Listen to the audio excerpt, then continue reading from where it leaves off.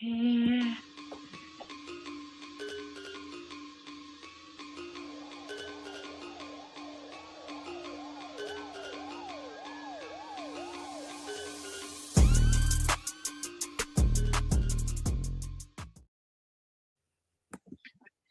Well, hello everybody, and welcome to the new episode. We are at one on one of the Game Changers.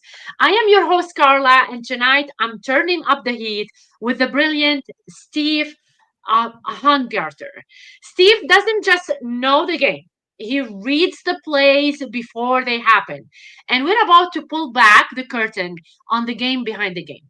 Big love to the TSA team for fueling this mission of amplifying voices and sparking ideas. This show exists because of visionaries like them and listeners like you. If you want fantasy football gold, perspective shifting stories, or a fresh way to see the world, you're in the right place. The Game Changers isn't just a podcast, it's a movement. So let's get into it. Who is my guest for tonight? Today, I'm thrilled to welcome one of the sharpest minds in the ITP fantasy football community. Steve, better known as at IDP Hunter, ranked as Fantasy Pros number 3. I was told he's third. ECR ranker for IDP. Steve has become a trusted voice for fantasy managers everywhere. He's a prolific writer for Fantasy Six Pack and ITP Center, where his series, The ITP Safety Dance and Every Down LB, have become must read for anyone serious about dominating their leagues. Steve also hosts the ITP Hunter podcast, available on YouTube, Spotify, iHeartRadio, and Apple Podcasts, bringing his insights directly to fans week after week. You will also catch him on Fantasy in Frames alongside Gary Davenport and Jorge Edwards, adding his expertise to one of the most respected platforms in the space. Most recently, Steve's outstanding work earned him recognition from the Fantasy Sports Writers Association, known as the FSWA, a testament to his impact and dedication to the fantasy football community. Please join me in welcoming a true leader in the IDP world, Steve Hungarter. Hi, Steve. How are you tonight? Hey, how are you? I cannot believe how great that intro was. Thank you so much. You said things like brilliant and sharp. I hope I live up to that. I don't know if I can, but I'm so glad that you actually picked me at the expo to come on your show. So I'm very grateful at the moment. I'm so honored to have you on the show, Steve. You are one of the brilliant minds in the IDP, and everybody was like waiting to see you tonight, to talk to you, and I can't wait to dig deep into the life of Steve tonight. So, tell me, Steve, what is the moment? What's the moment you realize IDP wasn't chaos; it was your calling? So let me tell you two things I left off my resume. I'm married and I have two daughters. I have a 19-year-old and I have a 16-year-old. I have a house of estrogen all day long. So the only time I really get to do bro down is like right here in this space. They don't watch football. They make me leave early to games. They probably hear me in the background talking right now. But yeah, it's a house of chaos all day long. So I think I have developed that knack to organize chaos. And Yes. I'll tell you another thing, Carla. I don't really like share my origin that much. I'm retired Army. A lot of people don't know. I did 20 years in the military. I was a tank commander. Can you imagine that job? I did that in Iraq now, right? Now, the reason I say that, 9 seconds is your life expectancy in combat. I did that for like 13 months, right? So as a 23-year-old man, I was always like a numbers junkie, and I would go to fantasy football for like relax. And it's just so funny. It's so funny we go like 20 years later, 2 decades into the future here. Now I'm doing it as like a side job. I'm still crunching numbers in my head. All these kind of books. It's just fascinating how like you turn the wheels on things. But yeah, that was my first start. I don't tell a lot of people that. I don't tell a lot of people Like I've been in the community in the industry 3 years, but I've been playing IDP. Ready for this? Yeah. 2003 is when I started. 2003. So like when I first started playing, I tell you, Carla, when I first started playing, there were things that people would say like misnomers, and maybe they were true to the time, but things have changed. Like we don't play three linebackers anymore. We play more like two. We don't play like people used to be like, oh, I'm afraid of cornerbacks. Well, why are you afraid of a cornerback? If they play the slot, that's almost like a third linebacker. There's so many nuances people used to say. So the first thing I say, Carla, is, oh, people will be like, oh, I've been playing for 20 years. Well, why are you in fifth, sixth place in your league? You got to keep up with the new trends. Give me somebody new. And that's what I hope this like podcast brings out. Give me somebody new where we can teach the game and craft it and mentor it so we all know how to play this thing. We remember Blockbuster, Carla? Yeah. I know I got in trouble once because I lost the manual and I had to like pay for the instruction manual back for the game or whatever. This is like IDP. There's too many people playing it and they don't know the structure. They don't know the gameplay. We all need an instruction manual on life per se, So I'm really excited to be in the community with guys like IDP Iggy, JC, Mace, what have you. And like, we're kind of paving the way and like telling people, well, this is probably the best way to play based on the modern NFL. Cause like whatever happens on offense, the defense, counteracts to it. So we have to adapt. It's like psychology being reactive. Yes. Proactive instead of reactive. We have to react to whatever the offense is doing. First of all, I want to say thank you for your service. And JC was saying that he's an Air Force as well. So thank you both for your service. And I know what you're talking about because my dad, he was a soldier as well, and he was ranked high. And he used to bring the tank next to our house.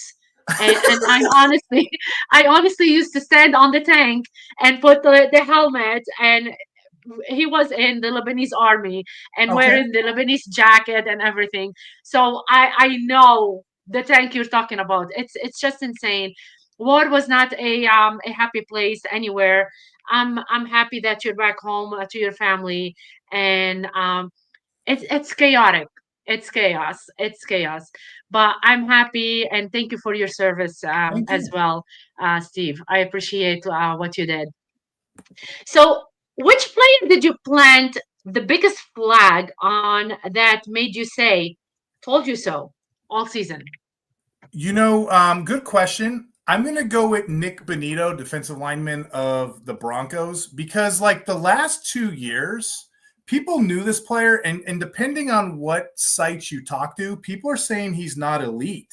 He is elite, right? Yeah. This year when we were drafting, he was going off the board DL 30 ADP.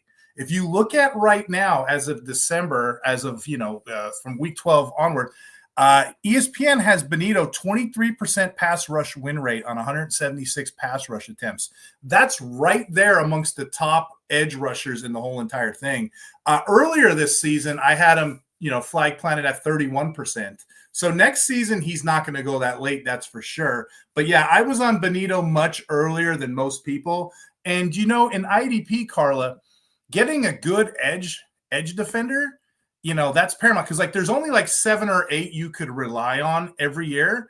Getting an extra guy in between there, and you probably didn't have to pay for him if it was DL 30 value. So I'm pretty proud of Bonito. Nice. I love that. And in one sentence, what's the soul of great IDP roster construction? In one sense, honestly, you can get by with a good linebacker too. That's kind of the key. That's the heart and soul. That's the locomotive of the train station. You need yourself a good linebacker who gets solid volume is king. That should be the motto there. I love that. How do you stay number? So I did write number 4 to you, and you told me you're number 3 right now. So how do you stay number 3 in Fantasy Pros ECR without becoming risk averse? Yeah, that's pretty good. Now, I guess the short answer, the coach speak would be sharpen your mind with data. Don't be afraid to reset your course. Columbus Day weekend just happened. I was watching, I don't know if you ever seen Ridley Scott, the movie, the Columbus movie. I was watching that with my kids. And I was like, how did they navigate from here to there? How did they do it? And I started Googling. I don't know how you are. I chat GPT. I go down these rabbit holes. right? So this is what I do. I'm like, oh wait, they take knots, they take ropes, they take all, and they measure speed and distance. That's what you got to do in IDP. You got to replot your course. I'll tell you what I do, and I don't know if anybody else does this, but ranking is not hard at all, Carla. It is not. I'll tell you right now, tackles, you can gauge them each year. Good luck guessing what a guy is going to get for a sack, but each year a guy usually produces steady. You can guess what a tackle is going to get you. You can guess what a snap's going to get you. And guess what else is free? Tackle efficiency. So if you get a player, say you know how many snaps he's going to play and how many tackles he produces, that divided by that equals the tackle efficiency. So that's what I'll do in the off season, and I'll reset the course. I will line these guys up based on tackle efficiency, and then I'll play the eeny, miny, mo matchup. I mean, it's not an exact science, but it'll get you close enough. I just think with ranking, it's hard week to week, especially what we just did Thanksgiving. There were 4 games I had to get up early and make sure Quay Walker wasn't in lineups and all this stuff. And then we had the Friday game. Then I have my own league. I'm a junkie. I have like 30 leagues myself. So I'm like, how do I have time to do this and then go to church and then be a husband? So it's madness these couple weeks of the season. And we're right into it. We're getting ready to go into the playoffs. So say a prayer for me, if you will. Listen, I have it at home too. So I have Doug Orth doing that. So he's driving me crazy. I don't even see him. I don't know what your wife is telling you, because this takes a lot of your time, you guys. It does. You put so much time into research, into knowing every single player, what they're gonna have, especially with the injuries that's happening, especially with the games. Like, this year has been an eye-opener. Every single team that's not supposed to win is winning. So it's below mind. Like my mind is blown at this point. So what do you have to say about all of this? Especially that some of the teams that they're not supposed to win are winning. So how your team are doing? Broncos. Where are the Bills at? Yeah, it's crazy. Every year we usually get one, but not all of these teams all at once. So it's a ridiculous season. IDP's been like that too. We're getting a lot of shockers that we didn't expect. And I can tell you, you can forecast everything and say what you want. When the game happens, I'm going to show my age here. Maybe some in the audience, though. I know Rick was on here. He probably knows. There's an old game called electronic football. It's a board game. You put it out, and you'd make all these strategy plans, and then you just push the button, and they'd all vibrate, and they'd go anywhere they want to go. That's kind of what IDP is. It's kind of what football is. We're just trying to navigate the weather and make a assertive analysis. The best we possibly can. Be ahead of it at least. So, what's a time your process was perfect, but the results were a disaster, and what did you change? Oh my gosh. So, I've had great takes. I think it was like 2 years ago. I'm like, watch Cameron Jordan. He's about to play PFF's worst offensive lineman. He's going to eat this week. Well, what did the coaches do? The coaches flipped the tackles, right tackle, left tackle. He did okay, but he didn't eat. It wasn't the matchup I wanted. And that's the point I'm trying to make with the electronic football. We can't predict what the actual coaches are going to do. So I guess the answer, I'd say perfect process, awful results, backing up a full-time linebacker who gets benched because the coach feels like it. I've learned to weigh a coach's behavior as a variable, not necessarily the noise. I try to make the best decision based on what I have in front of me. Wow, that's really cool. So how do you detect when a team's official that the chart is a propaganda? So what's interesting about that? Okay, I don't follow any team charts at all. I follow our lads, and then I'll follow PFF because for some reason they're on top of it. And it seems like the team reports, they like to be a little misleading.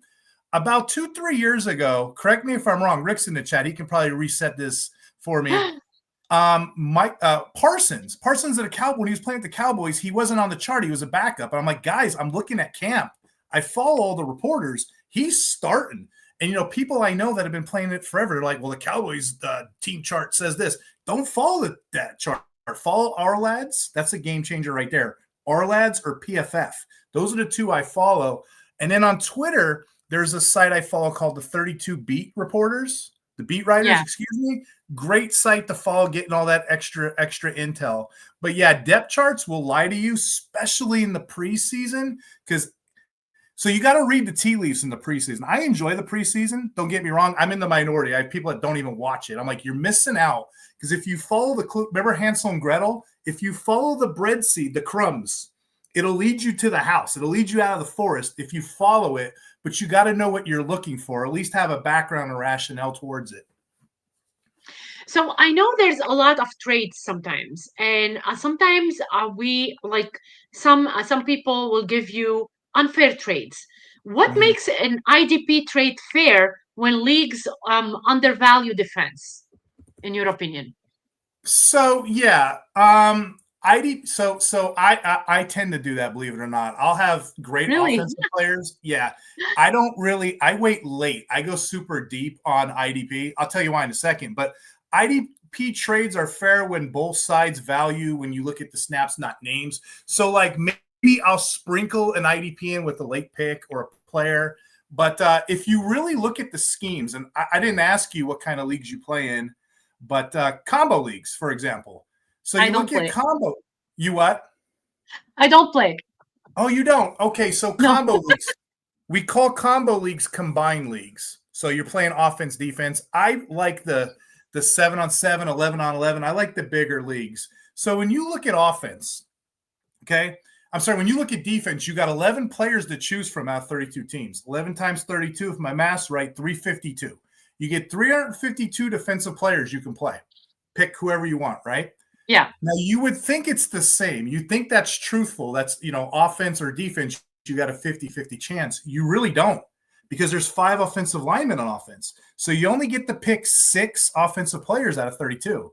6 times 32 is 192. So now what do we have? We have 352 defensive players in the pool, 192 offensive players in the pool. So if you're smart and you're playing.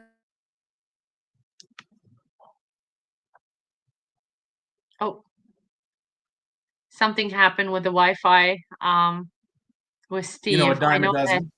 Mm-hmm. The average defensive lineman, too. So I I'm going just to. want to stop you, Steve, because you stopped when you were talking. Oh, So no. yeah, so the last couple seconds, if you wanna go back to that.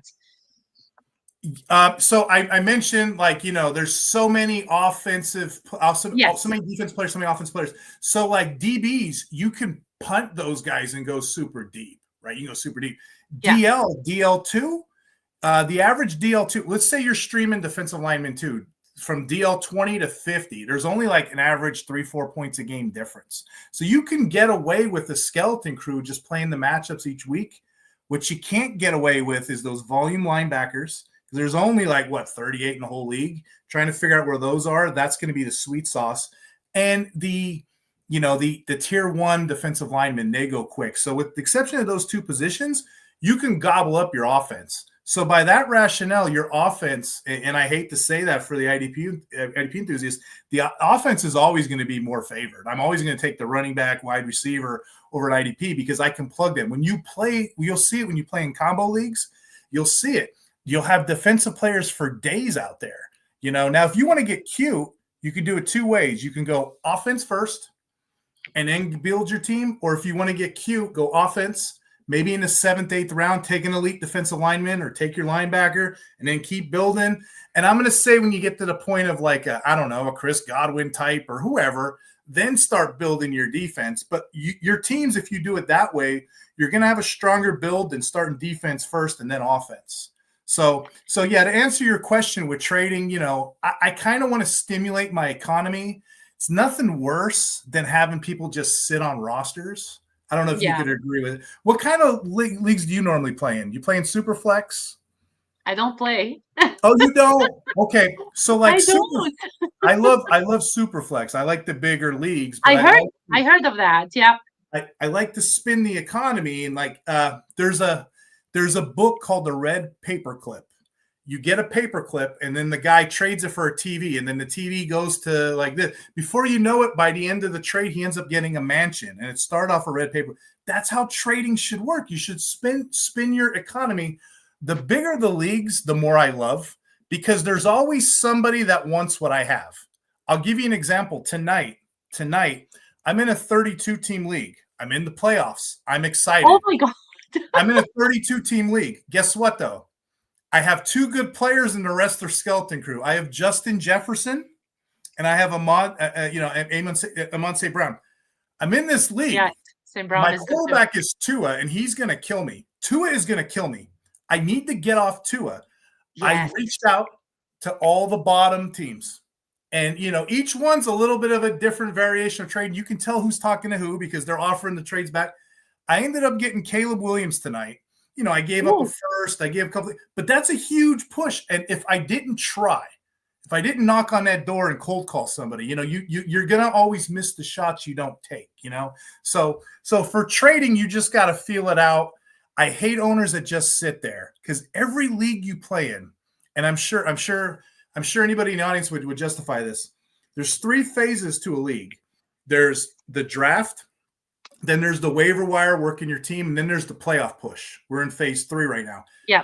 If you're in a league that all they do is draft and then they don't even bother trading, that's not a good league. That's not a good league. I'm sorry. So you have to push these trades and find out what your leagues value as equality. And again, I don't want to discredit anybody's leagues, but I prefer to deeper. I prefer to super flex. If Yes. I can get value at certain positions, and usually it's running back this time of year. Usually it's running back or elite wide receiver. But yeah, defense usually falls through the cracks in that regard, and that's why because of the formats we play in. So I do agree with you with the trading and everything. And if you don't trade, you cannot make your team sometimes like stronger. But at times I see that a lot of people trash talk Yeah. others if they don't trade what they wanted. Do you trash talk people, Steve? No, If they don't give you whatever you want? so what I hate, and I shouldn't say this because somebody's going to know it. I love making trades, and then Yes. once after the trade is made, you'll see all these little sleeper emojis with everybody's feelings on it. Yes. Iggy's done it to me a couple times. I know he's in the chat probably listening, but they'll put like a shocked or a poop emoji, like just weird things. I'm like, it's nothing to do with you. Why are you in my business? And it's almost like the walk of shame. You're like this. You're like, okay. Like I made that trade to build me. I'm not here to support your team too. But people do that. I think it's just 2025. But I hate the chat emoji thing. I don't want to say it because then people will know it gets to you and then they'll start doing it. I just wish people were like MFL, old school, just play and plug their players, Just take care of your team, take care of you, right? Yeah. So what's the most common start set mistake that costs managers the win? So start sit. I think a lot of times people get excited about Yeah. like you just seen a week. So I got to watch how I say this because I have a show with a friend of mine who does this. Oh, this player's great. He just had 2 sacks on Thanksgiving, and buddy, he only had 20% of the snaps. He just came in while the starter's getting a drink of water. Those are fluky. Sacks and interceptions are like lightning storm. They're going to come few and far between. You cannot gauge when a player is going to do that. That's bad advice. Generally, my advice to that is give it about 3 games. Give it about 3 games. If you see the player thriving, so be it. Carla, we had an example. There's a defensive back named Rodgers on the Vikings. He had like in one game, he had like 2 interceptions, 2 touchdowns. He put up pinball stats. He had a forced fumble, ran it back. He blocked an extra point. That's never going to happen again. But people went out rushing to get him. I think like you got to read the tea leaves on stuff sometimes. You can't just have you ever seen the movie Office Space? I don't think so. So in Office that Space. movie, they have a joke. You don't want to jump to a conclusion. They had a map where you jump to a conclusion and you jump. Yeah. You don't want to jump to conclusion, Matt. You want to kind of play it safe, close to the vest. Especially if you want to get cute going into playoffs, cool. But get the players that you know are going to have solid snap percentages. There's thresholds to positions. Snap percentage is the key. I mean, sometimes you get your players and you get someone at some point that's missing 1 point. Like you wanted that point and you're missing it. So it's good to do stats and like work on your data and stuff like that. But sometimes it doesn't happen. So we both know that this is a game and Yeah, anything can happen, especially this year. fluky. I'm telling you, that was an eye opener for me with all the players. I mean, my Chiefs are doing awful. They're horrible this year. I don't know what's going on. I don't know what's happening. So I will So give you this on that note. IDP is a lot of math. It's a lot of numbers. It's kind of like yeah, offense is checkers. IDP is more like chess, in my opinion. So, like, let's say you got your favorite player. I'm going to make it up. Let's say Von Miller. He was historic for this, or Clay Matthews, right? Years ago. yeah. They'd play one down, but everybody knew the name because they had that name or they had the hair or whatever, right? I'm going to pick up Joe Smith. I'm just going to pick up Joe Schmo.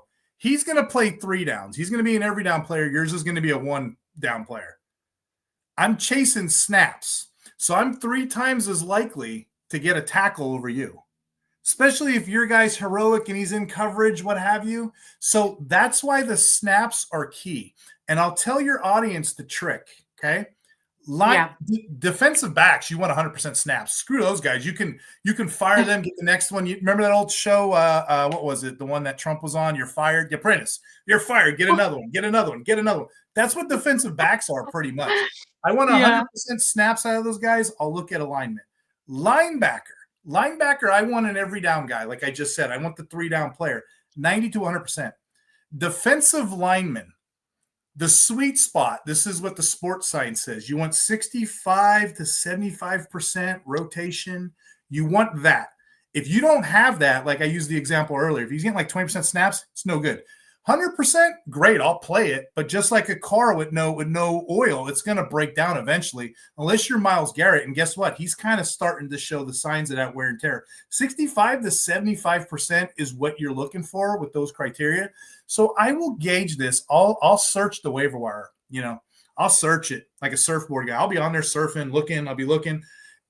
A good 2-3 weeks is what I look for. But if I'm in a shark league and I know everybody's going to pick people up, I might speed up my process a little bit. But that's what I'm looking for. I'm looking for snaps first.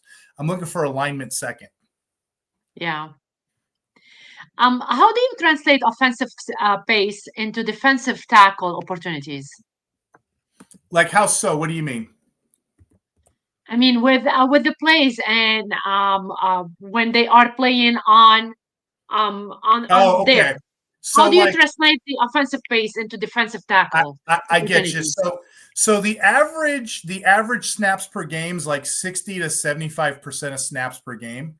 So like Yes. if you got a defender around 67 snaps a game, that's pretty solid. So I would say high offensive pace, high offensive snaps means more defensive plays, more tackle opportunities. Some people will tell you too, oh, a bad offense is good for a good defense. Well, a good offense is kind of good too, because Yes. you want those players on the field sustaining drives. I will tell you what's neat. When we look at offensive football, you're looking at the points, the yards, the yak, the yards after. That's a real thing, yak, yards after the catch, right? Defense is the only place where I can get points from multiple players off of one play. The quarterback goes back to pass. The defensive lineman hits him. He fumbles the ball. The guy picks it up. He's run down the field. It drops again. You could, and the other guy scores a touchdown. You can get 3 or 4 guys touching the ball and getting you points. So I don't mind necessarily stacking defensive players. I don't mind it. Some people don't. It's all situational. Offense, I'm a little more hesitant. So when does a heavy rotation help a pass rusher rather than hurt them, in your opinion? A heavy rotation. I'm trying to Because think. we're talking about the games and how it's changing lately and everything. It's in my opinion, there's so much going on, with the games, and I do believe like people wants your opinion into all of this. Yeah. So So a heavy rotation, it's probably, it helps when a player is like explosive and needs to manage his snaps. I would say like that 65, 75% baseline for defensive linemen, like I said earlier, that's what Yes. I want. I don't want to go under that. I'm okay with a couple games going over that. Like, who's going to refuse more playing time? But just be mindful of that because these guys get injured very quickly. That's why there's a rotation on it. But yeah, heavy rotation, short term, I'm okay with, you know? Oh, nice. That's really cool. So let's continue with the game on there. So how do bad runs fit by a defense turn into fantasy gold for specific roles? Yeah. So, bad runs, they equal, Yeah, clean up tackles for, opposite linebackers or box safeties. Another thing that people don't think about is sometimes teams, they'll target like an offensive lineman for, I'm not an outside linebacker. Like many, many years, not right now, but many years ago, Alex Anzalone, he played the weak side linebacker role and teams would just attack him because he would go. Oh, so here's another thing that's funny, Carla. yeah, Tackles. We're scoring points for tackles. My guy can hit your guy at the 1 yard line. Perfect tackle. Perfect tackle. The other team's guy has a guy. He's getting drugged down the field 7 yards. He's hanging on. He makes the tackle. Doesn't matter. It doesn't matter. A tackle's still a tackle. So there are advanced stats that I like to use, like average depth per tackle, and it kind yeah. of tells you where they're making or stops. PFF has stops, and they grade where exactly are these guys making their clean tackles at. But it's kind of funny because an off-ball linebacker like that, Alex Anzalone got famous recently, last couple of years because he was moved over to the box. But that's another example. And another example, too, if you're looking at safeties, you can always target safeties with bad linebacker cores because what's going to happen? It's going to bleed out. They're going to get blocked. The running back's going to run off the field, and you're going to make the clean play. So there are some teams, green dot defenders, the one with the communication helmet, the green sticker, they'll put them as their safety. That's when you know they're kind of in trouble because they're way back there calling the plays. So let me ask you this question. Are you biased with your own rankings? Favorite team, players, schemes, anything? And how do you audit your own rankings So if you're here's not what's funny. biased? Here's what's funny. I don't even look at my own rankings. Like it's kind of like you did it. I'm kind of people give me compliments. I'm very I don't want to say insecure. I'm not confident in myself. Like I know I can do it in my sleep, but I don't really utilize my own rankings. That's what's weird. Like I do it, I Wow. set it, I check it. I'm confident I know they work, but I Yeah, don't. And then here's the other thing too. You kind of gave me an interesting question. I used to follow like teams, like I could say I'm a Panthers fan. Since I've been doing fantasy football, it kind of takes the homer mentality out. Like I don't yeah. really check in on favorite teams, favorite players anymore because you got to have your mind in all the players. So when I audit rankings, I'm pretty much checking, if those favorite players per se have, favorite roles. So I think I have more favorite roles than I do favorite players. Wow, that's crazy. So let me ask you that. How did it all started with you with fantasy football and why you concentrated more on IDP? So I I know we started, were talking a lot about yeah. IDP, but people wants to know what started it all and how did you like So it was like pick around it? before 2003. I'm playing in your average leagues, and I just, my mind, I'm like, I want more, I want more, I want more.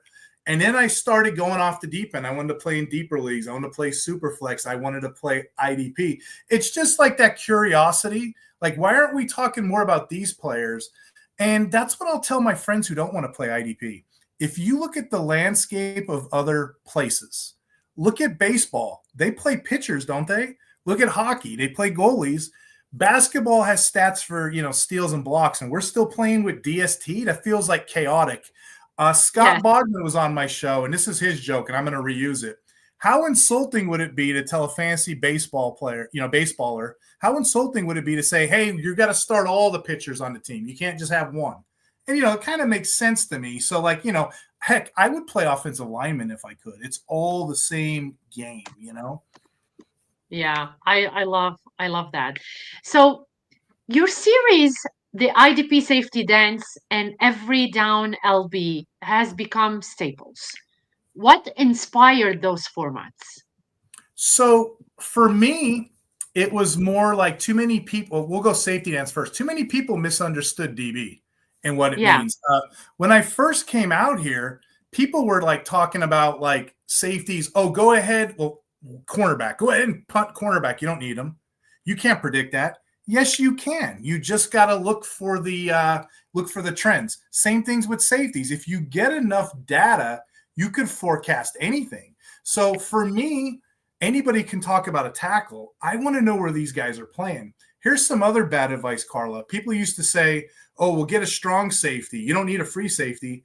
Well, modern day NFL guys like Patrick Mahomes and what have you, they target either one. So teams are almost interchangeable with that now. So that's kind of old data. I mentioned beginning of the podcast 3 linebackers. Most teams play 2. Why? Because the linebacker is the most likely to get targeted in coverage because he's a little bit bigger, right? So most teams are playing more defensive backs, more hybrids now. So I was more interested in who these players are and how they move on the field. Going back to that electronic football reference, I want to know where the alignment is because the alignment, not all the time, but not necessarily all the time, but majority of the time, the alignment predicts production. And that's kind of what I wanted to do. I wanted to do something a little different with that. So the every down linebacker article, that's more like my obsession, who's on the field, who's going to be the guys. The safety dance, because that thing is literally like musical chairs. And, yeah, one day it just hit me. I don't know if it was on the radio or was just in my head. And I'm just singing that song. You could dance if you want to. You can leave that world. It's a safety dance is what it is. So I kind of coined it. We ran with it. I pulled the numbers, and it's beautiful. It works every week. And I'm really grateful that the community appreciates it. I could have yes. crashed and burned with that. But, yeah, people enjoy it. Like I said, some of those advanced stats are fun to look at. I love that. And which article or series are you most proud of and why? So let's see. I write 5 articles a week during the season. I'm calming down. I'm only doing the waivers now because we're in the playoff mode. And I do the 2 podcasts. I kind of like writing. I do enjoy that safety dance, as we already mentioned. But podcasts, I enjoy the fantasy and frames with Jorge Edwards because there's so many big hitters on there. We talk about Gary Davenport all the time, Godfall IDP. We talk about Jorge. He's a great one in the community. Yes. JT Brew's on there too from Dynasty League Football. So whenever you can bring up something, you can bring up tomatoes or, my car just died. And everybody in that room has a different diverse take. And that's what I love. And that's how we grow as human beings. I If agree. I come on here and tell you Fred Warner's a good player, you're not going to get anything out of that because you already know that. You don't watch football, Fred Warner's a good player. But if, you hear all these different takes and how it goes through diversity, we grow as human beings. So I Yes. really enjoy that show. So those are my 2 if I had to pick. I love it. So you work with the godfather of IDP and Jorge Edwards, which Mm-hmm. is you're working with Gary Davenport. We all know he's the godfather of the IDP and Jorge Edwards. They both came to the show at some point as well. You Mm-hmm. work with them on Fantasy in Frames. But what's that collaboration like behind the scenes? And do you have like people that come on the show and make you giggle? And do you have a story to tell us? Gary, every week we have a story. I just don't know how PG-13 I can do it. But you know what's funny? Going Yeah. back to like when I first started playing IDP, there was very little writing. And if there was writing, I don't want to say it was poor, but it wasn't translatable. The Yes. only 2 people that I would recommend in this world were Gary Davenport and John Norton of Football Guys. And I got to meet them both and play with them in the expo. I got them both in my phone. I have conversations with them all the time. Those guys are mentors to me. And you can throw JT, you can throw Jorge in there. I don't have an actual specific story per se, but I will tell you, Gary sneaks in my DMs 2, 3 in the morning on a football night. And I'm like, damn, I got to go to work. And he'll be like, oh, this player did this. He's almost like a child. But I will say this. They're so kind because They are. people, you mentioned it earlier, how people talk trash in chats and, I get excited. This one gets excited. At the end of the day, our heart, all we are is an extension of one another. You know what I mean? People lose sight of that. But I will say Gary, Jorge, John, all those guys have been nothing but kind and allow me to grow in this space, you know? So that's, I guess that's the story in itself, you know, how we're grown men and we have all these different things going. And once a year we get together and we just bro down and we have a good time in the Hall of Fame of all places. That's amazing. I love that. I love that you're talking, about the space and Gary Davenport. I love Gary and Jorge a lot, and there's a lot of people that I'm so honored to get to know through, the expo at some point, and we've become a lot like great friends. So I know what you mean. I know what you're talking about. And me and Gary, we talk a lot about Doug Orth, so he can trash him whenever he wants. He will tell you how much he talks about him. It's so I know what he does, and I So love him for that. so I met Doug through JJ because me and JJ are like, dude, we've done podcasts. Yes, You know, I know about his little secret cooler. You know what I mean? So like we bond and we have that northeastern vibe. So yeah, we're all six degrees of separation amongst each other, and it's good. Like people were meant to be on this amazing. earth to talk to each other, not behind computer screens all day long. So like I said, I appreciate the community accepting me because I was a nobody. I've been playing fantasy football for years, and I just kind of went in this thing. I'm like, I got an idea, and it kind of grew from there. And like I said, You're people not for a the most part nobody, have been Steve. kind. Yeah. Huh? You're not a nobody. I'm But sure, people have been 100%. kind. You're not. You're not. You're not. So, where do you see IDP fantasy football heading in the next 5 years?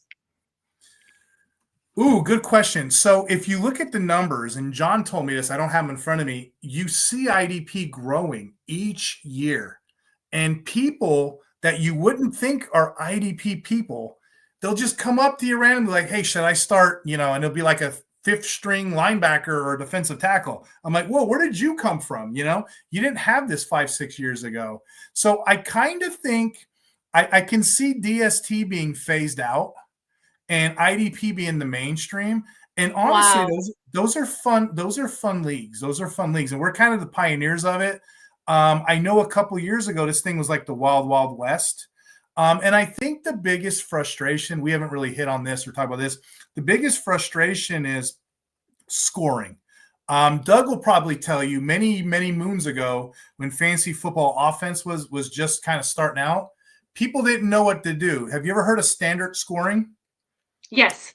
Standard scoring is like, oh, we're just going to do yards. Well, what about catches? What about PPR? And then they gravitated to PPR, non-PPR.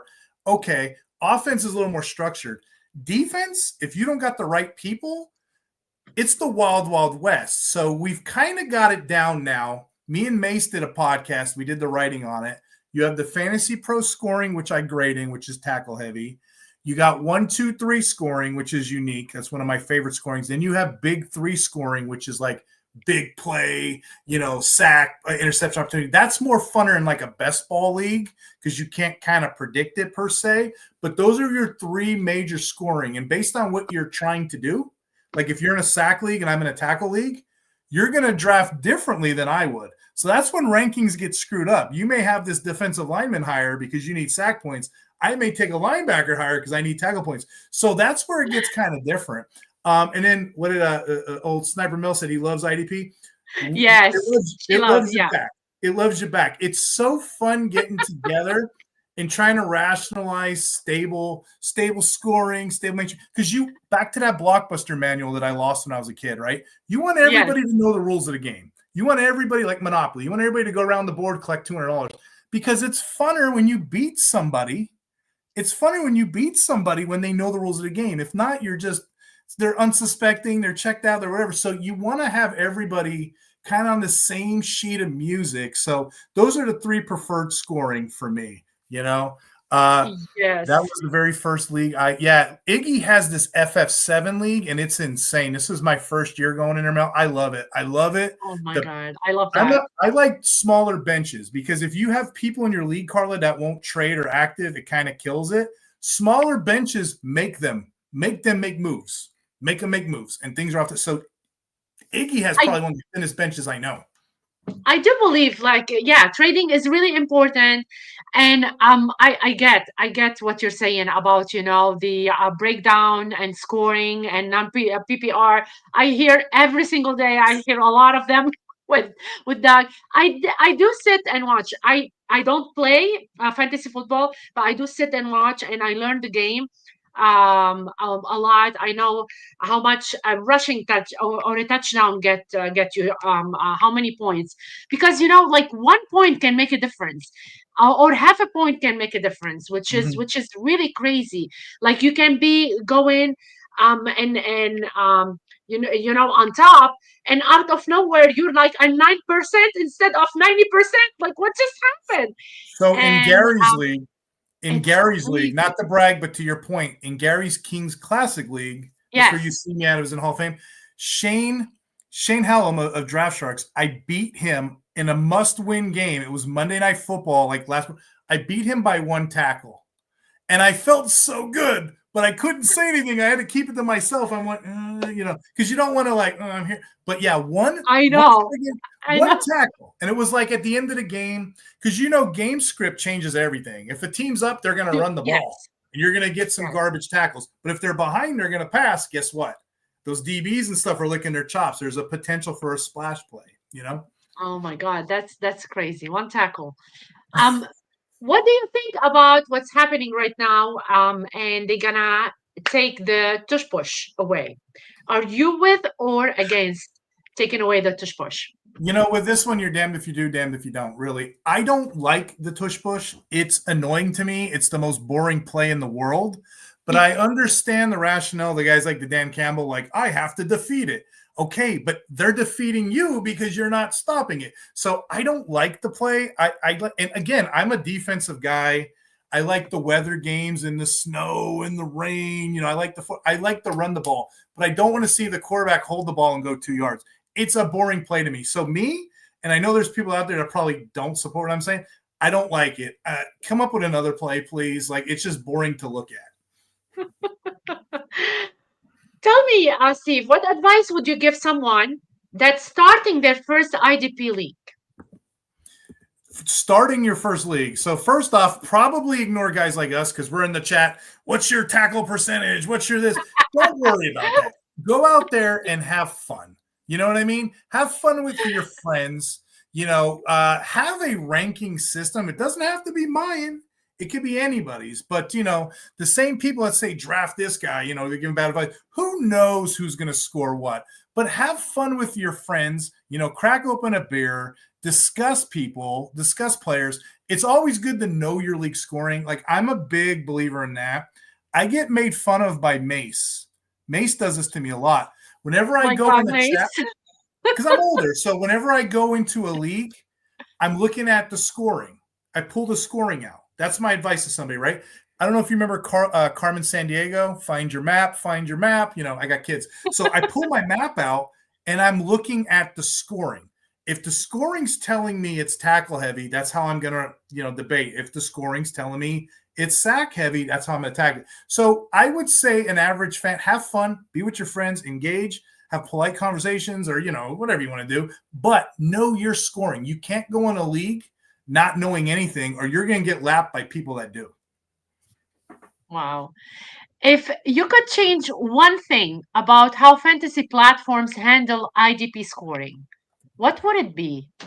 So I wish Sleeper would change to an another have an edge position instead of just whatever, because people get edge confused. They get it confused with off-ball linebacker. Let's break that down real quick. You got 4-3, 4 defensive linemen, 3 linebacker sets. You got 3 defensive linemen, 4 linebacker sets, 4 threes and 3 fours. Those are your common schemes. Okay. So between those two, a defensive end in a 4-3, in a 3-4 system, they would be those outside linebacker positions. So edge matters. Edge, if they're not there to penetrate pass rush, they're there to set the edge, hence the name edge. Outside linebackers in other systems, they can play the box. They really can, even though they're on the outside, but they're there to tackle. So there's a distinction. If there was one thing I could change with IDP, it would be that. And then also, I'm a little greedy. This may be too much if I can have two. Defensive tackle and cornerbacks. Can I have those spots? You know what I mean? I would love to play in a two defensive tackle thing or a two cornerback thing. It would be so much fun to do that because even within that position, it sounds like a lot. There's a lot of nuances. Have you ever heard of techniques? Like, Yes. okay, like a nose guard, he plays a zero tech. Okay. Yeah. I don't want a zero tech usually. I don't. I want the guy who's gonna play the five tech, who's gonna play on the outside. I don't want the the zero tech guy. So like knowing your tech. So I would say a one tech is between the center and guard, the two techs on the guard, the three tech is like the shoulder guard. Depending on where your players play are going to dictate, especially like in between the runs. Like, I'd rather a two tech or a three tech than a zero tech lineman. So like you don't start looking at the full game unless you have like, leagues where you can start two defensive linemen, 3, 4. That's when it starts getting real fun. Somebody who just has like IDP, like one player in their league, you're not having fun. And that's back to that advice thing. Try to put at least 5 in there. If you can, at least 7 in there. So that way there's variety, routine. And that's when my articles come in. Oh, well, this guy plays all the snaps, but he's always in coverage. He's no good. Give me the guy who's in the trenches, So there's a philosophy to it. And I try with my writing. I enjoy writing. I'm not a natural writer. I kind of picked it up as I went, but I like telling stories. If I could paint a story and kind of tell like this is what it is, or maybe like with a metaphor, it gets really fun. It gets really fun to do that, So That's really good. I love that. Can you give us a spicy but defensible IDP take you'll stand by in December? Ooh, that's tricky. So all the way in December. Yeah. So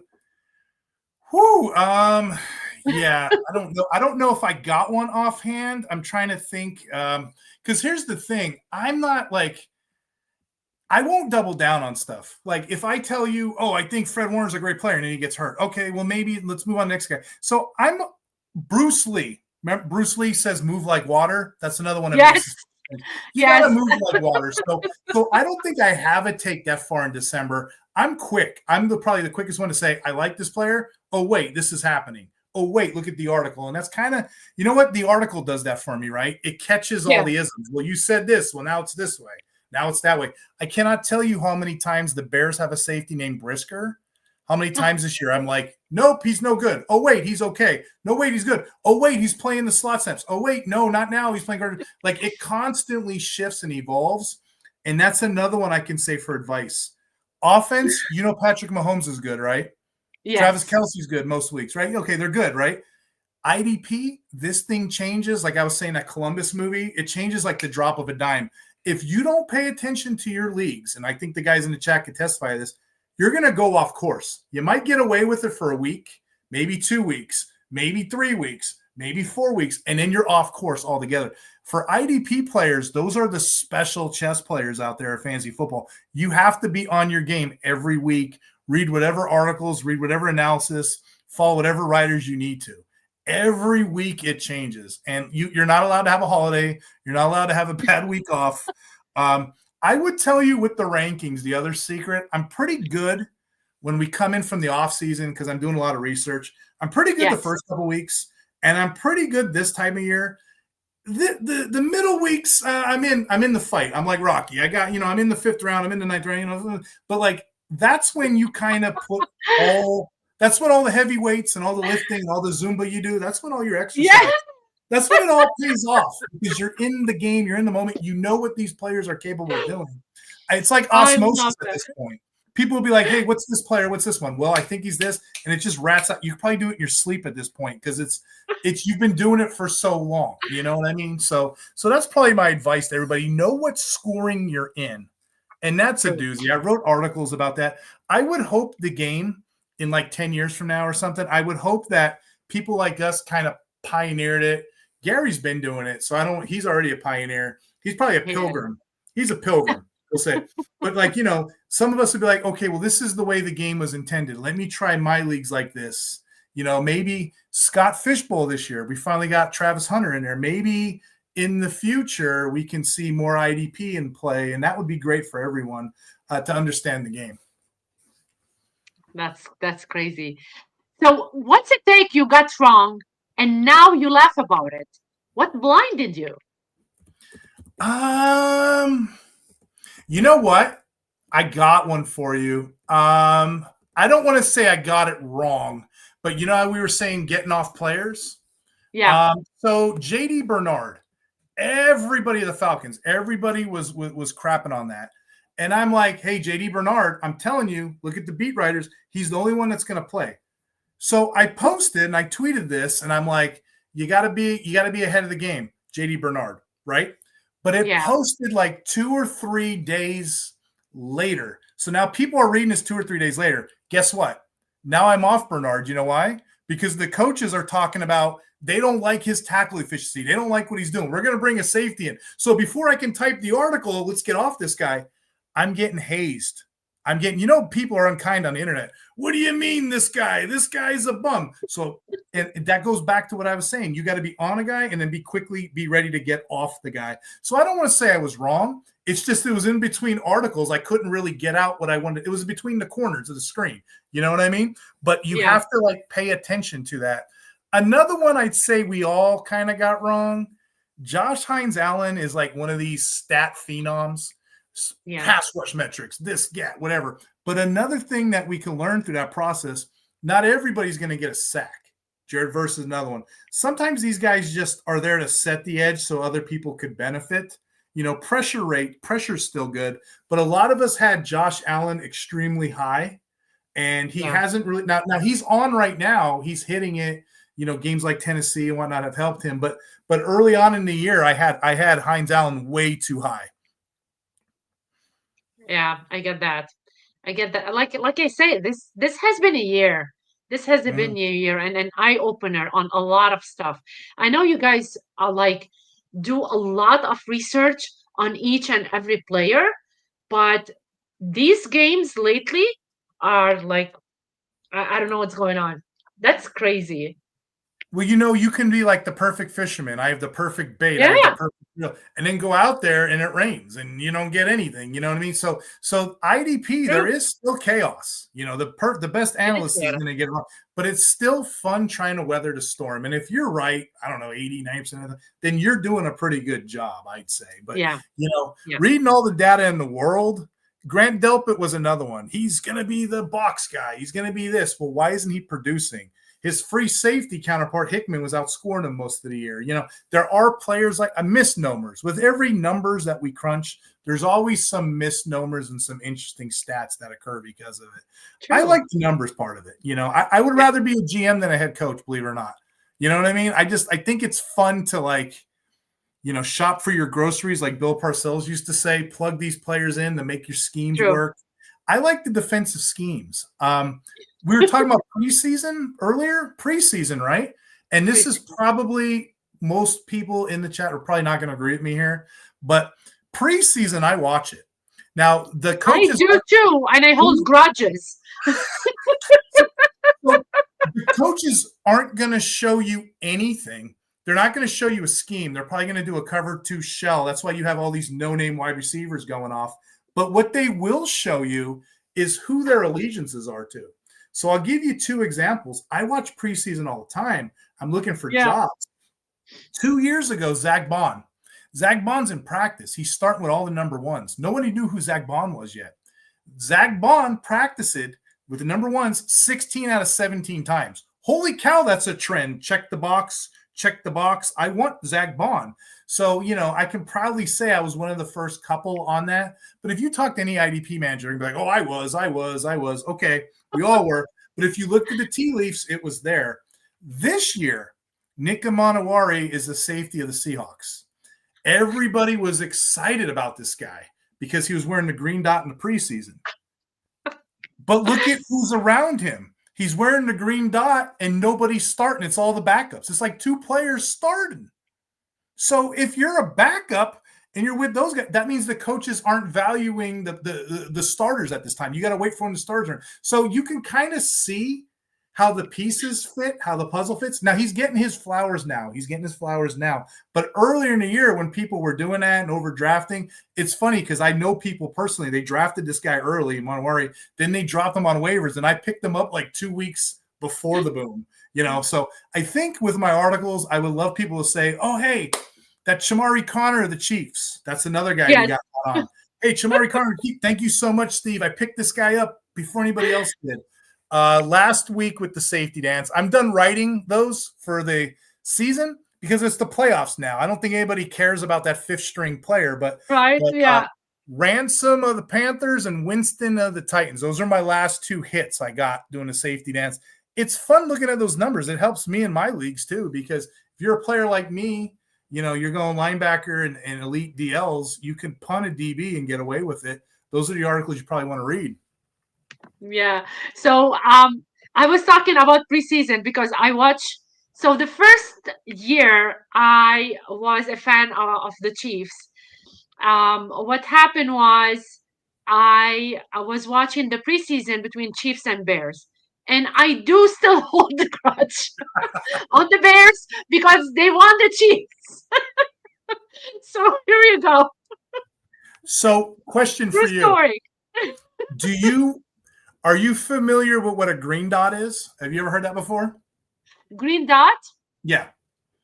No, what is a green dot? So a green dot, and I write this article too, but a lot of people write it, so it's more like evergreen content.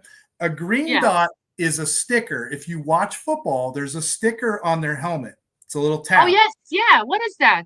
And the sticker tells which player is going to have the headset, the communicator, so the coach can talk to them. Oh, okay. On offense, it's generally a quarterback. It's no big deal. But on defense, whoever that player is, guess what? He's going to have a 3-down roll.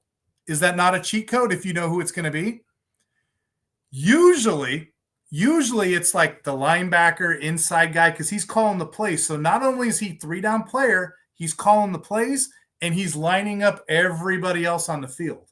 He's the coach on the field. So generally, that player does really, really well. So that's another article I write, the green dot. But a lot of us do, and we're always trying to figure it out. It was so funny this year, Carla. I wrote an article. I did a video with John Norton, and I'm like, look, I paused some video on Twitter. I go, look, zoom in. He's got the sticker on his helmet. That's how easy it is to pick up these players, or coach speak. So it's fun. But yeah, these are the little things on defense that aren't really advertised that you can kind of pick up on. Safety's even funnier because you can be a safety in the backfield, but what if your linebackers suck? Well, you're moving up. You're playing the box. You're probably going to get that headset. Now, all of a sudden, we're in leagues together, and, Doug finds, oh, wait, hey, I got the green dot defender. So now he has a safety who's in a linebacker role. That's a cheat code. So now he's ahead of us. So now I got to find another type of player I can pick up. Yeah. I thought it was the QB only that have the green dot. On and offense. Then I start seeing it more. And I'm like, I need to know what is it. So thank you for telling me that, because not many people know what's the green dot is all about. So I know that you have another podcast to go to, but I do still have a couple more questions for you. Go right ahead. What are your top 3 Sunday morning checks for snapping up a surprise starter? Oh my God, you said Sunday morning. So I go to church. I'm a church guy, right? I have to have my Fantasy Pros rankings in.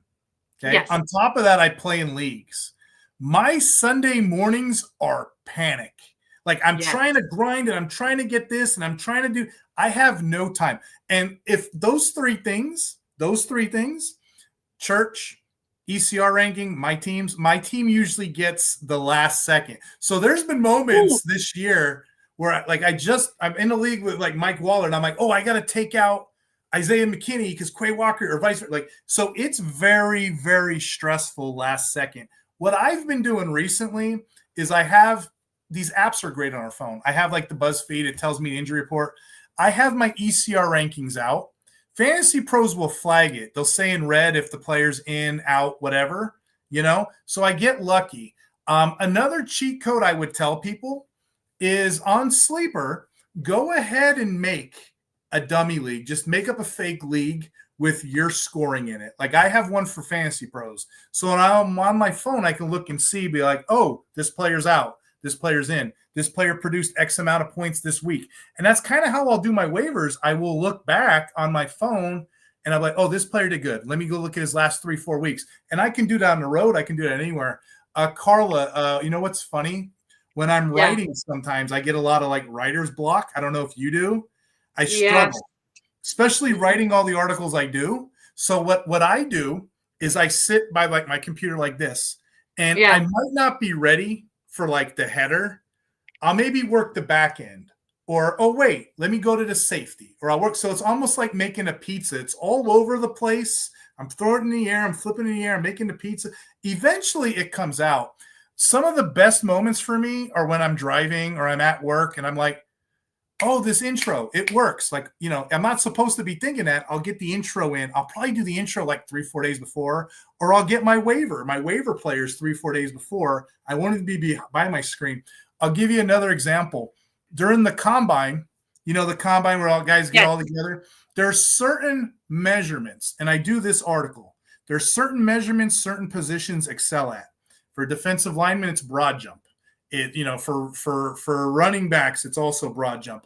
For defensive linemen, it's also 3-cone. For safeties, it's, you know, the jump. And, you know, every position has a key metric. And I kind of do this article called Combine Cheat Code. And I'm thinking, what's a good intro? And I'm driving to work and it hits me.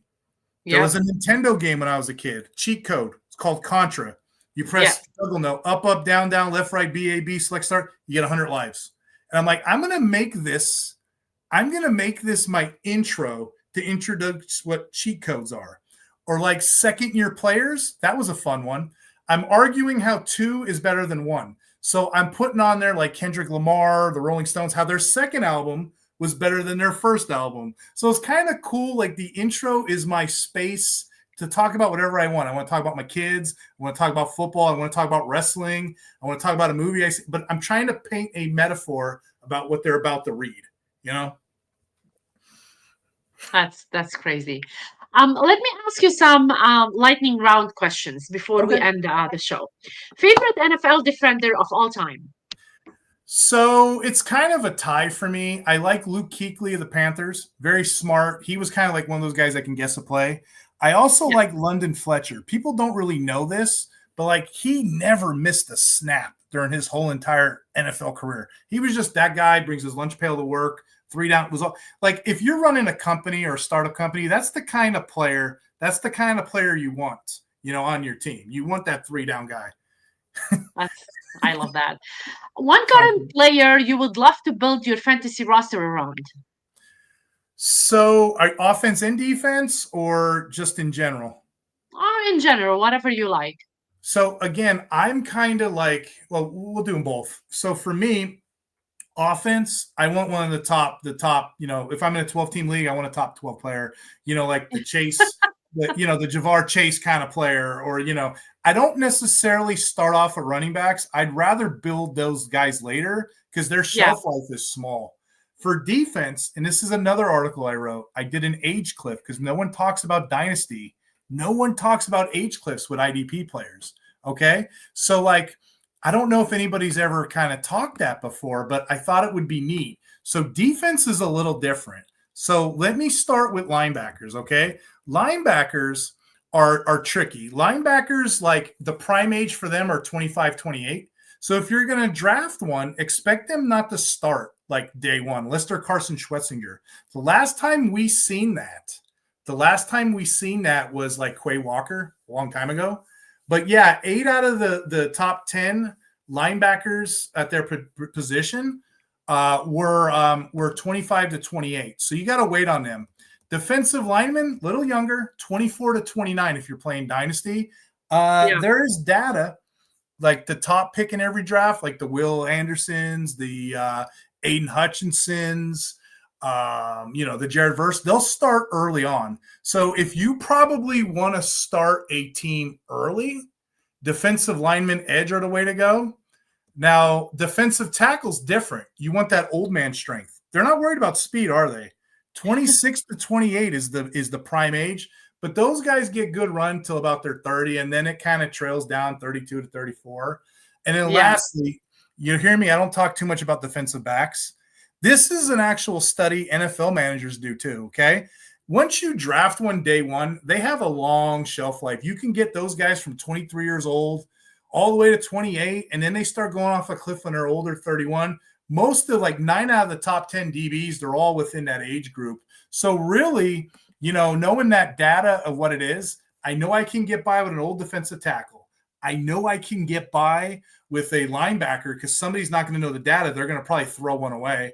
Defensive backs, they come and go. So really for me, if I'm trying to get ahead in an IDP league, I'm trying to get one of those elite top 7 or 8 now with Benito, because I'm going to say he's elite. Some people won't, but I showed you the numbers earlier. I want a top 8 defensive lineman, and if I can't get one, I'm going to try to manufacture one in the draft.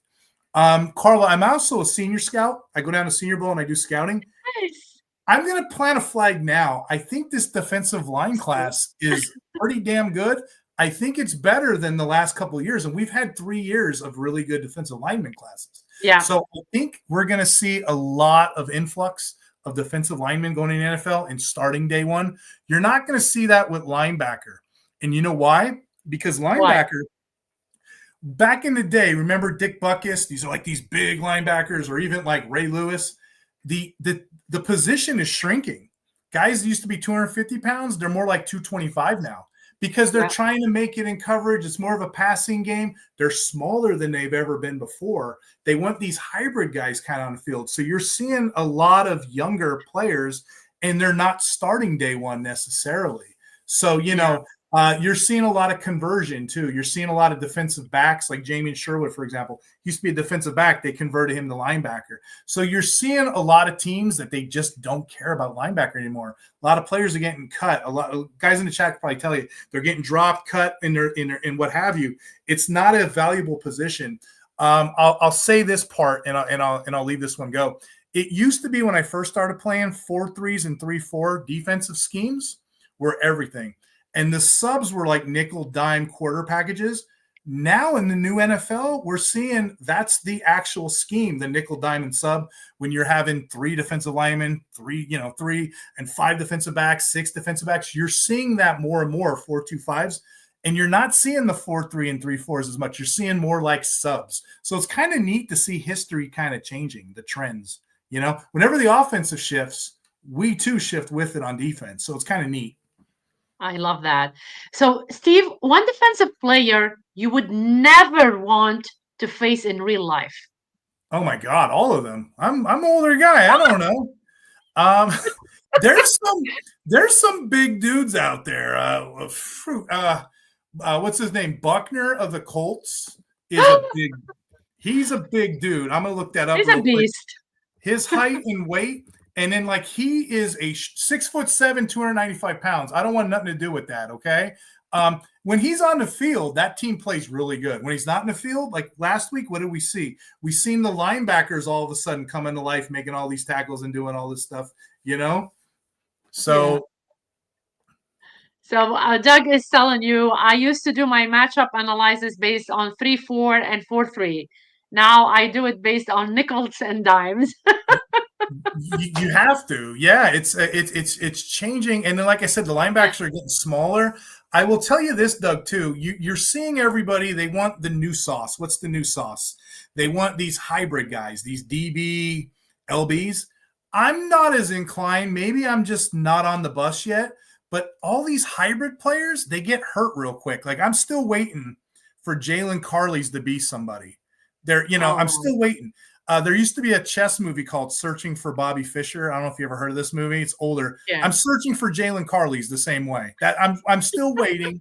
It's week 14. Don't mind me. But these hybrid players get hurt all the time. And cornerbacks, these slot corners. Remember I was saying how cool it is? Like in cover 5 defense, the slot kind of comes in a little bit and he plays that linebacker. It's kind of neat seeing a little guy make tackles, but guess what? They get hurt all the time. Like I looked the other day on MFL, I have 5 cornerbacks, and I look and like 3 of them are injured. I'm like, well, that's why, because they're getting ran over by these Derrick Henry guys. Derrick Henry's another one I don't think I'd want to meet in a dark alley either. JC is saying Miles Garrett. He doesn't want to meet that. Oh, how did I forget that one? Oh my goodness. JC, this was me just thinking out loud. Hey, Aaron Rodgers, we're seeing him slowly, like that movie, not Benjamin Button, but he's aging. He's aging as we speak. I could see, old Mason Rudolph playing. Was it week 17, week 16 when they played the Browns? We're going to get a matchup of the Helmet Bowl. Remember that a couple of years ago? I'm going to see Myles Garrett go off. He's probably going to get the 5 sacks he needs in that game alone. I digress, but I can see it happening. Mel is saying Max Crosby. Oh, there's a lot of linebackers that like it's gonna be like crazy defensive players in real life that we don't want to see. Yeah. So, if you weren't covering fantasy football, what would you be doing? I don't tell a lot of people. I'm an amateur like boxing historian. I love Nice. boxing, like maybe, and then like MFA, I'm combative certified, so I like MMA. I like boxing. I don't necessarily like per se watching it, but I like the history of like the Joe Louis, the Holyfield, because if there's a lot of American history, and especially the guys that got drafted. So I like sports. So I would probably be writing. You can see my wall. Sports and I comic books. I'm love like it. a big nerd, but like I would probably be writing something of that regard. Just probably it wouldn't be as appealing as defense. And that's kind of like why I kind of dropped into this. I'm like, defense, this is something you could sink your teeth into, and it's kind of fun. I love that. If you can describe your fantasy football style in 3 words, what would the 3 words be? 3 words, huh? I don't know. Old fashioned, maybe? I don't know. I don't know. 3 words? I'll give you two. Yeah, that's Smart, hard to. witty. Oh, okay. I'll take that. Smart, Yeah, witty, and gray, I guess. I don't know. So and brave. yeah, I'll tell you what. Confidence. Confidence is the Yes, key. I I make agree. so many. I make so many trades during the season, and I don't think twice. And then versus some of my good friends, and they're analysts too, and they're smart. I don't know how Doug is. I'll have to ask Doug offline, right? But some of these He's guys not are smart. smart. I mean, yes, he's smart. But some of my friends are too smart for their own good. They'll sit on a trade, and I'm like, "What are you doing, buddy? The game. I need you to make this move, And then Yeah. I don't tell them because I want the player so I can trade them again and red paper clip this thing and get more play. But like it's an economy. You want to spin it up, But I don't know how Doug plays. But like for me, I guess it's analyst over perilous over analysis, however they say that word. But like I want to make moves. So I'd say confidence is my thing. I won't think twice about a bad trade or a good trade. I don't pay attention to the emojis because those guys, I don't know. I'm like, you haven't made a trade in 6 years. Why are you making a poop emoji on mine? But if I make a bad trade, I'm going to try to make another one to make up for it. Or if I see somebody who made a great trade, that motivates me to try to make a better trade. So maybe confidence in there too. You know what I mean? I'll take That's the awesome. Confidence confidence. is good. Yeah. Confidence is really good. Sorry, honey. Sorry. So, Steve, I really don't want to finish this episode. As you know, I had 100 plus questions for you. I was hoping I could keep up with it. I'm like, okay, well, some of this is osmosis. Some of this I gotta like think about. Well, I we can know. save them So, for next time. We could save them for that's next time. Whatever you want. 100%. Mm-hmm. 100%. I agree with you. But I do still have one question before we Okay. leave. So I do ask everybody on the show to tell me a secret or something that they might have done at an early age, but they never spoke of that they want to share on the show tonight. Ooh, something I did at an early age that I never spoke of. You're putting me on the spot because I don't know. I'll tell you what I used to do. I used to take Yes. my old man's car a lot and drive around the neighborhood before I even had a license. I used to do that all the time. And Oh my God. I'm going to show my age here. My stepdad does not look like me. He's a short Italian guy, okay? I got his driver's license a couple of times. Now, this is in like the early 90s, Carla. You can go get cigarettes and beer and what have you. As a kid, I was like the Yes. coolest kid. but the guy didn't even look like me. But cashiers back in the day had no responsibility. They can just go ahead. Oh, okay, here you go, sir. Have a good day. You know, I had a little bit of a beard, right? Nowadays, they get crucified for that. That's a federal offense. You lose your job, this, that, whatever. Kids today are so sheltered. But yeah, I was that guy. I'm not gonna lie. We learn, we grow. But yeah, I would take the old man's car around the neighborhood and see what you can get into. We survived. I don't smoke now or nothing like that. But yeah, that's probably like my dirty little secret. And my mom will tell her friends, yeah, he was a bad kid. Yeah, I probably was, but you didn't catch me on half the stuff I did. So I love that, Steve. I love it. I love it. I love it. Before I wrap up, Steve, tell everyone the best way to connect with you online and where they can follow your work. Please tell them about your podcast, about your writing, about everything. yeah, so you guys can find me on Twitter. The IDP Hunter is my Twitter handle. I do an IDP Hunter podcast. You can look that up, or you can look up the IDP Center because that's what I'm aligned with. And I just do we do offense, defense. I'm taking a break. This is my last show tonight at 10:15. We're gonna have Biggs on from the Undroppables. We're gonna talk about all the mailbag questions that we just haven't got to. But I'm gonna come back after the Super Bowl.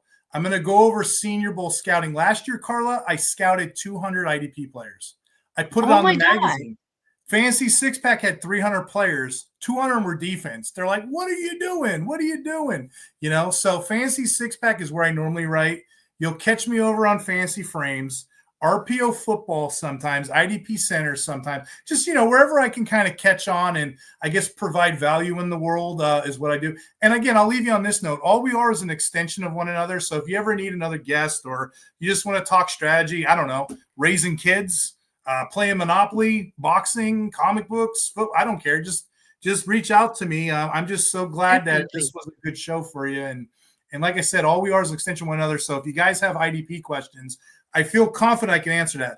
But if you have brain surgery questions, please don't message me those because I don't feel obligated that I would know anything. Doug might know. Doug's a brain surgeon. That's He my might know. No, you know what? Ask JJ. JJ ain't doing nothing. Message JJ might be. JJ. The later in the night, the better. Message him. Oh my God. Don't get me started, Steve. Don't get me started. Oh, I know those two are two peas in a pod. I know it. Me started on at night more. It's driving me insane.